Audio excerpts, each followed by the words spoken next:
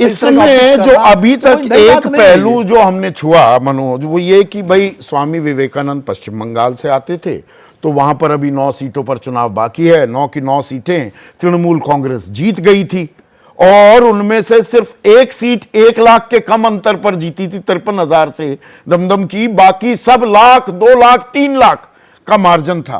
पर हम दरअसल अधूरी तस्वीर पर ही चर्चा कर रहे हैं क्या? हम क्यों भूल जाते हैं कि 13 सीटें उत्तर प्रदेश की हैं, 8 बिहार की हैं, और स्वामी विवेकानंद क्या सिर्फ सीमित हैं पश्चिम बंगाल तक? बिल्कुल नहीं, बिल्कुल नहीं, बिल्कुल ऐसा नहीं है। मैं तो उस प्रदेश से आता हूं जहां पे शायद बीजेपी जिस आस्था का इस्तेमाल करती है, जिस पर सियासत करती आई है, वो राम मंदिर ही उत्तर प्रदेश में है। और आस्था जब भी, चाहे केदारनाथ की हो या इस समय विवेकानंद उसकी स्टोन की हो, वहाँ पर जिस तरीके से आस्था का इस्तेमाल हो रहा है, उससे तो साफ तौर पर यह नज़र आता है कि अगर इसके लिए जनता ही उनसे मैसेज लेती है, और मैसेज देने वाले तो संदीप हम हैं। हम अगर कवरेज नहीं करेंगे तो नहीं होगा। मैं उस प्रदेश से आया हूं जहां पर जो हाथी थे वो कवर करा दिए गए थे उत्तर प्रदेश में मायावती पर चुनाव के दौरान, कि उन्होंने अंबेडकर पार्क में हाथी लगाए थे। मैं उस प्रदेश से आता हूं जहां पर ईद और बकरीद के दौरान मुख्यमंत्री या उस समय की सत्ता पार्टी जब भी होती थी वो जरूर जाती थी। अगर हम योगी आदित्यनाथ पर ध्यान देंगे तो उनका तो पहनावा ही ऐसा है कि वो हर वक्त आपको यही नजर आएंगे कि वो आस्था की बात कर रहे हैं। फिर तो पहनावे पर भी सवाल होगा। तो अगर किसी के पहनावे पर सवाल हो सकता है, चौराहों पे लगे हाथी पर भी सवाल हो सकता है, सड़क पर चलती साइकिल पर भी सवाल हो सकता है, तो फिर इस पर सवाल उठना लाजमी है। लेकिन किसी ने कवरेज के लिए बुलाया नहीं है। लेकिन विपक्ष पर कन्वीनियंट आर्ग्यूमेंट स्ट्रोक लॉजिक नहीं है क्या? 1 तारीख के बाद कर लेते, ध्यान लगाना है तो। ये भी पूछ रहा है विपक्ष। तो 1 तारीख के दौरान अगर वो कर रहे हो तो हमेशा ही चुनाव के दौरान करते हैं। लेकिन हम कवरेज तो उसकी हम ही कर रहे हैं ना। कवरेज तो जैसे अभी भाई साहब ने बताया कि 5 बजे के बाद मीटिंग है, लेकिन मीटिंग तो 1 तारीख की है। मीटिंग 1 तारीख की। अब एक दिलचस्प बात बता दूं। अब इसमें भी प्रत्यक्ष और अप्रत्यक्ष प्रचार किस वानगी में यह आता है?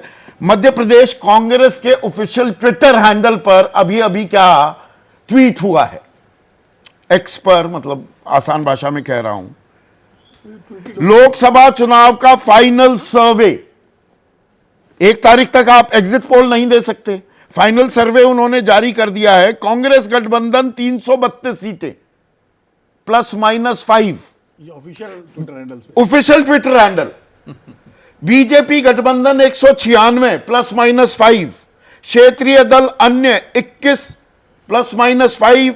आखिरी लाइन, 4 तारीख आ रही है, नई सरकार ला रही है। हाँ, वही है। हर आदमी की अपनी कन्वीनियंस है, उस कन्वीनियंस के हिसाब से चल रहा है वो। हाँ। और ये होता है। और उत्तर प्रदेश मतलब पॉलिटिकल मैप को अगर देखें इंडिया के, तो मैं आस्था का सबसे बड़ा प्रदेश अगर किसी को मानता हूं तो उत्तर प्रदेश को मानता हूं। तो ये सिर्फ बंगाल पर नजरें, निगाहें नहीं गाड़ी जा रही हैं। दरअसल 13 सीटें उत्तर प्रदेश की भी तो हैं, और उसमें गोरखपुर बनारस दोनों आती हैं। प्रधानमंत्री वहां से उम्मीदवार हैं। गोरखपुर योगी आदित्यनाथ जिनका आप जिक्र कर रहे थे, उनका गढ़ है, और वहां पर वो चाहेंगे कि मतलब जबरदस्त बहुमत वो लेकर आए। उन्होंने बड़ी पिक्चर दिखा दी है।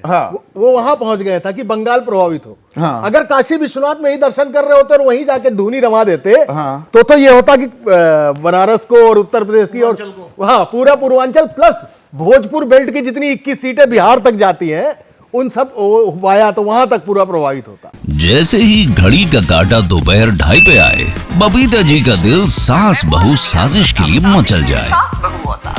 और ये है इनकी बहू, पूरे दिन ऑफिस की टेंशन हो जाए गॉन जब ये करें अपना फेवरेट शो फ्री टाइम पे ऑन।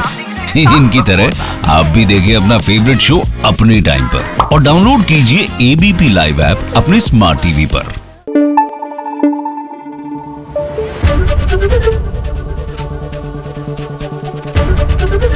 एबीपी न्यूज आपको रखे आगे।